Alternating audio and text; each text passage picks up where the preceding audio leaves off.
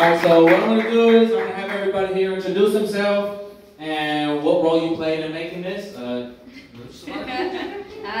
Ginger, the director. Yeah. Hi, I'm Quyne Kayvi. I was the second AD. I'm Nate, the second AC. Joshua, I was music supervisor and funky. I was Abby as the set dresser PA. Hey, my name is T. Davis. I was the associate producer and assistant editor for Ginger. My name is Cindy Dragon, and I was the assistant director. I'm Michael, and I was the script supervisor. Hi, I'm Dee. You can call me Vanessa as well, and I was the art/prop director. As an executive producer, I am Quyne Kayvi. As a recording artist, I am Nobody's Girl. Yeah, you are.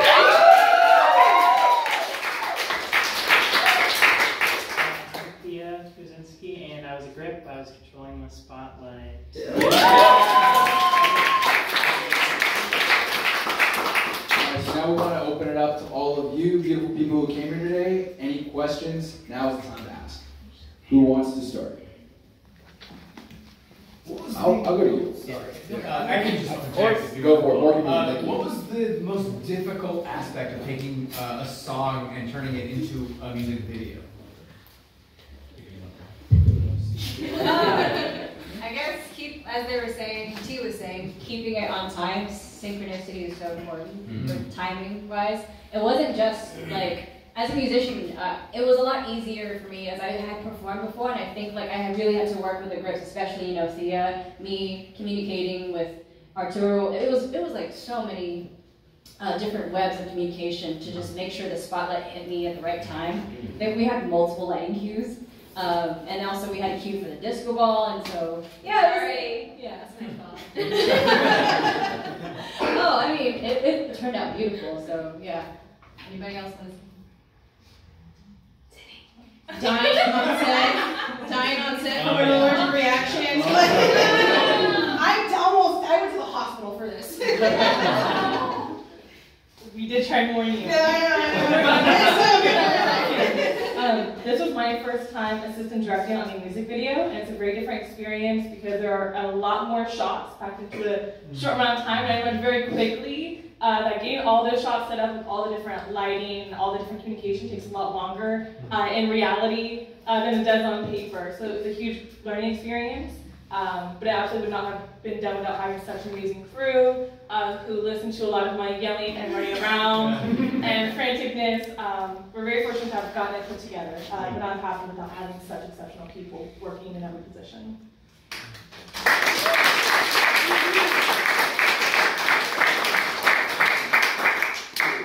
Any more questions? We definitely have some time for more. Oh, let's go. Let's go here first, and then to Ben. So why were you so sorry for the PTSD? Well, Malcolm.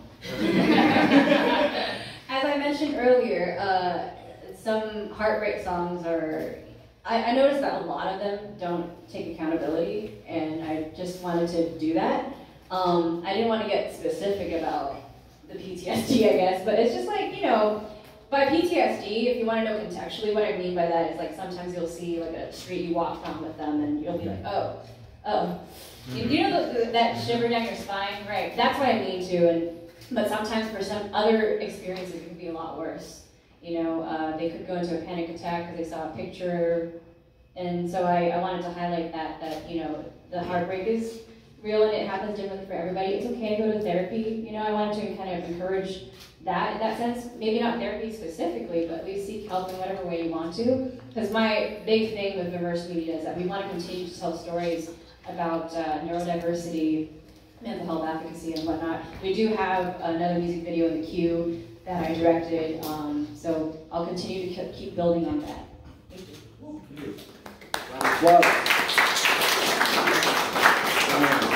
you want the mic? No, I don't need it. So this may be a dead question, but it might be nice.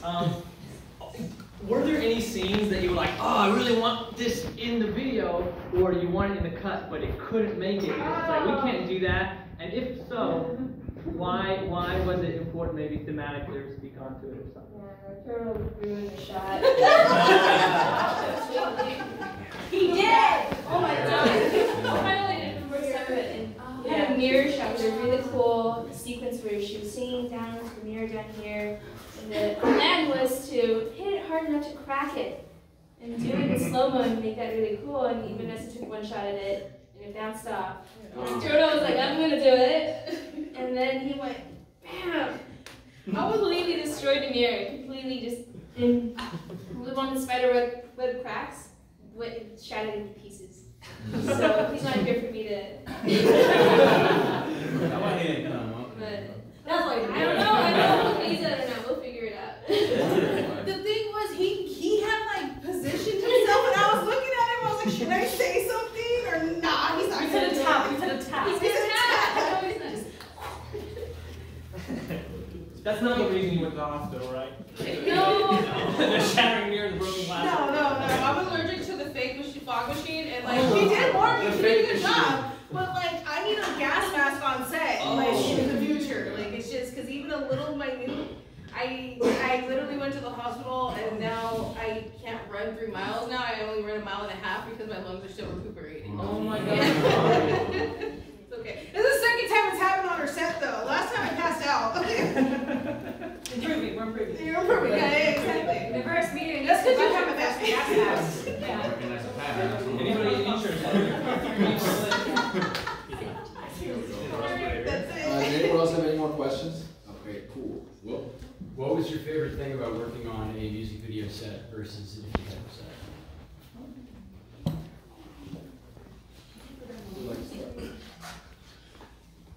Well, Quyne lets me do whatever I want.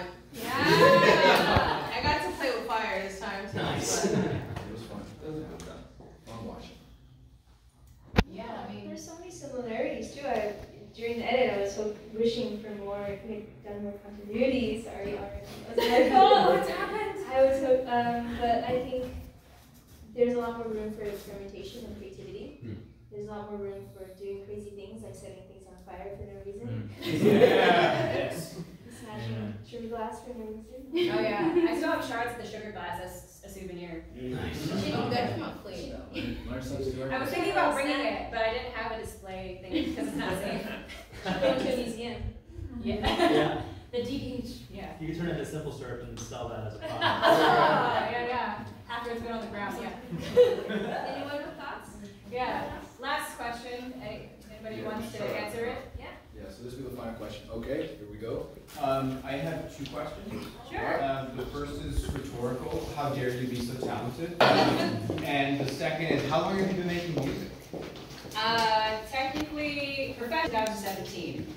I've been doing music since I could, I guess, walk out of a crib. Because my dad is a musician, and he never like put it in front of my face and was like, be a musician. It was just something that I picked up because it was always around me.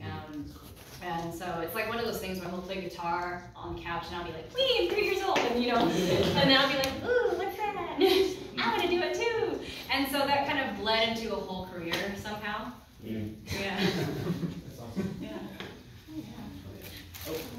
Oh, Shannon Yeah, got we're a good question. on time actually. Yeah, go for it. Oh, Yeah. Sorry. Did you have any other names before Nobody's Baby? Nobody's Girl. Nobody's Girl. Or Baby. Baby girl. Baby girl. Nobody's Baby. I mean, I just went by Quyne for a while. And then I was kind of like, that's boring. That's the name your mother gave you, man. Fun fact, Quyne means songbird in Vietnamese. It's a name. There we go. Love it. Yeah, I love it. After you hear that. And my middle name is Mariah from Mariah Carey. Yeah, my dad was Mariah Carey. Well, basically, I got to a point in my career where my identity was becoming more firm and realized.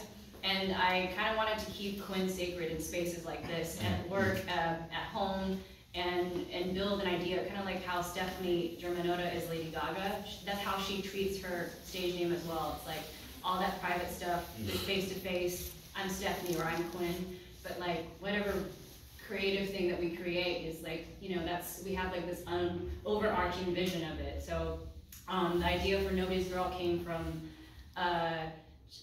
just a plethora of things. I just wanted to kind of like have this idea of like, you know, you belong to no one and nobody. Even if you're in a relationship, you are your own person. I love individuality. I love to celebrate individuality.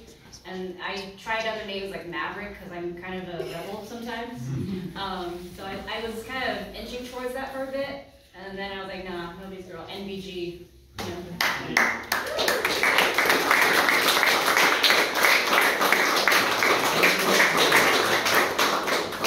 Okay, we got another question in the back. Go for it. Piggybacking off that one, did the song or the name come first? The name came first. The name came in 2020, June 2020. The song came in September 2023, so last year. Yes. Yeah. Mm-hmm. Yeah, now I have a question. All right, so when can we all expect to see the final version or the final cut of Dirty Dance Heartbreak? No comment.